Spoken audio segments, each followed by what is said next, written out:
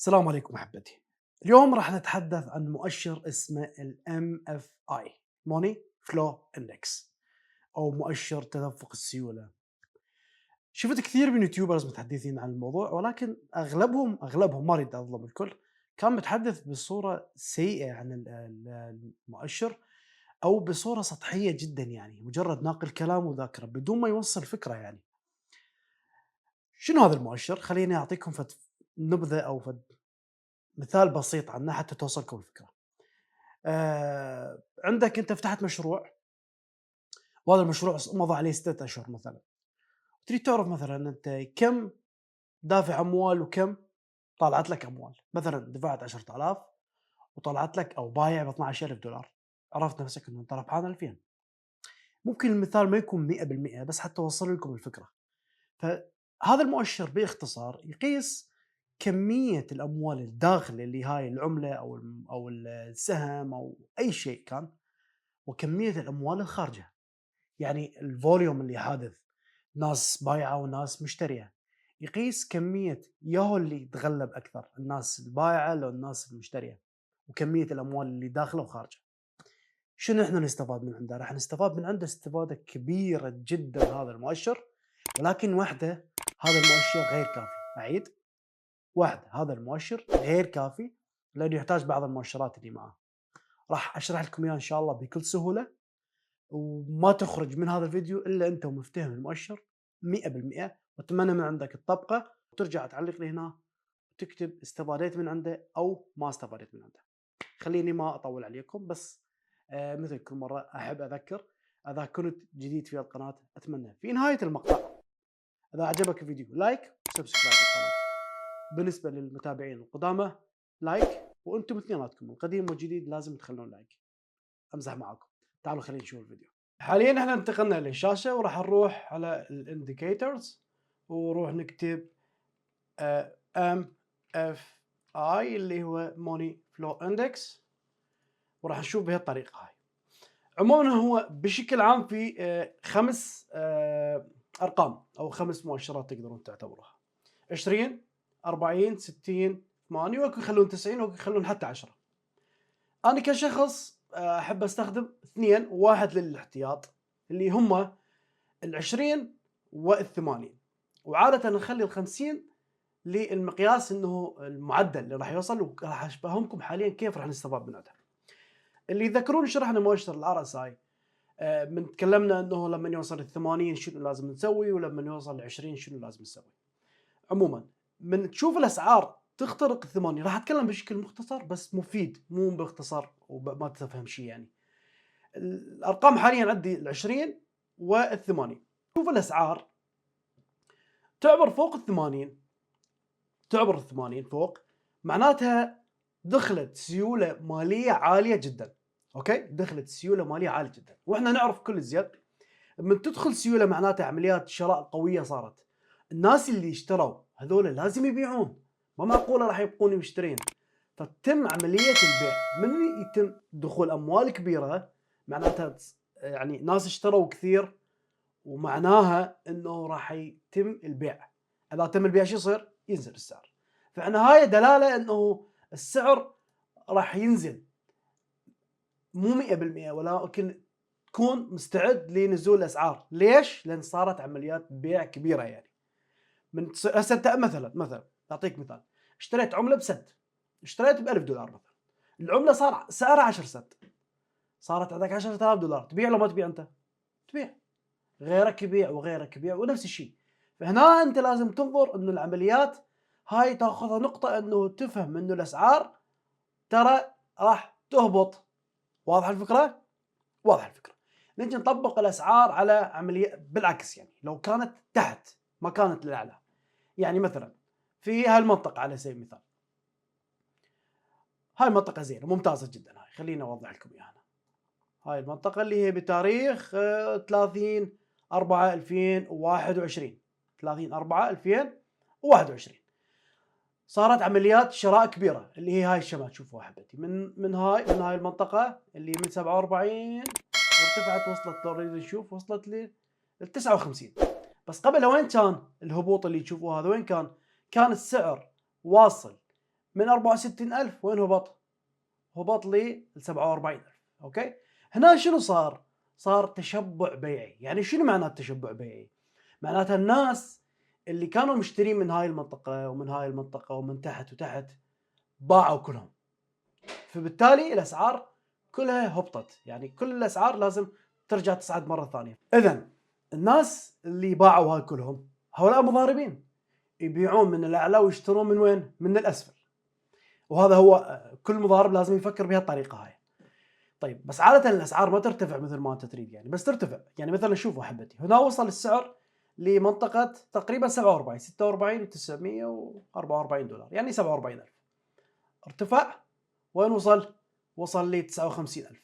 اوكي، بس اذا تشوف هنا انت وين واصل؟ واصل لمنطقة كبيرة، عابر، يعني تقريبا واصل هنا. لو نجي نشوف أمثلة كثيرة مثلا اللي من خلالها تعرف انه الاسعار حقيقيه لو لا. اكو شيء اذا تذكرون بمؤشر ما قد تكلمنا عليه، اللي هو شيء اسمه الانعكاس. الانعكاس معناتها المؤشر يعطيك شيء بينما الشارت مرسوم بشيء اخر. مثلا المؤشر يعطيك نزول بينما الشارت هو صاعد، او المؤشر يعطيك صعود بينما الشارت نازل. فاعلم انه المسار راح يتغير 100%، لازم يتغير. نجي نشوف على سبيل المثال، تشوفون من هاي المنطقة حبايبي، هنا أكو تشبع شرائي، معناتها لازم ينزل، صح؟ بينما شوف كيف عاطيني هذا؟ عاطيني إشارة هبوط. هاي المنطقة كلها هبوط، بينما المؤشر شنو صاير فيه؟ صاعد. معناها شنو؟ هاي النقطة لازم تفهمها حتى تعرف ان انعكاسات الأسعار اللي تحدث. مرات تشوف فجأة يحدث انعكاس بالسعر، مثلا صاعد وفجأة نشوف السعر يهبط. هنا معناتها دخلت كمية سيولة مالية كبيرة جدا وراح تخرج. هذا المؤشر وبعض المؤشرات هم هذا ما يكذب، هذا رياضيات. يعني قيس كمية داخله وكمية اللي خارجه وعلى أساسها يعطيك إنه وين ممكن الأسعار تروح. فبالتالي شوفوا حبايبي، الأسعار هابطة لهاي المنطقة. يعني شوف هاي المنطقة اللي صعب من عندها هي من هاي، شوفوا من هاي المنطقة ل هاي تقريبا هنا، خلينا نقيس هاي هنا. شوف الأسعار صاعدة والمؤشر وين؟ هابط. عاجلا ام اجلا لازم الاسعار تهبط. نشوف الاسعار هبطت بعد اي هبط، ورا شي كم يوم رجعت هبطت الاسعار كلها ورجع كمل مساره اللي هو مسار الهابط. تمام؟ عندنا استفادتين حاليا من المؤشر حتى ما تدوخون وما تصير عليكم الامر طويل. استفادتين. الاستفاده الاولى لما يكون المؤشر تحت خط ال20، تحت خط ال20 تكون انت مائل للشراء اكثر مما مائل للبيع. ليش؟ لانه صارت عمليات بيع كبيره. خلينا نشوف مثل ما صارت هنا، او مثلا خلينا نشوف عمليات اخرى. وصل لي هنا مثلا صار ارتفاع اللي هي من هاي المنطقه من سعر 41 لسعر 45، 4000 صعد البيتكوين. او مثلا من هاي المنطقه صار من سعر تقريبا 55 صعد وين وصل لل 59، 4000 دولار. فهذا اللي قصداني. بس دائما تلاحظ لي تشوف الترند هل هو هابط ام هو صاعد بالعكس، لان انت هذا تحديد الترند هو يساعدك بشكل كبير. عموما المؤشر وحده ما يساعد، يعني لازم بعد ويا عده مؤشرات مثل الماكت، مثل اداه الفيبوناتشي تريسمنت، مثل مؤشر الار اس اي، وكثير يعني مؤشرات موجوده يمكن يحتاج ساعه حتى نتحدث عنها.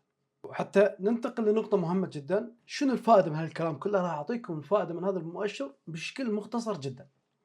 نروح على المنتصف، نروح على 50، تشوفون هاي 50، ونروح نضيف نضغط على هذا الساعد ونضغط على درو هوريزونتال لاين، صار عندنا خط 50. الفائدة الأولى من هذا المؤشر إذا صعد إذا شفت الخط اللي موجود هنا فوق 80 تكون عندك إشارة للبيع، بس وحدها مو كافية. نشوف بعض المؤشرات ونشوف الترند وين هابط او صاعد، تكون مائل للبيع اكثر مما مائل للشراء اذا صعد فوق ال80.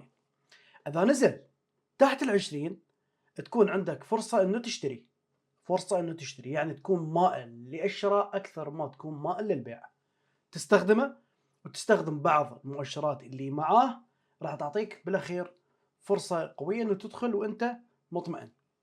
هاي رقم واحد. رقم اثنين، شوفون الخط ال50 هذا الخط ال50 هو معدل الأسعار لفترة زمنية وقدره هكذا.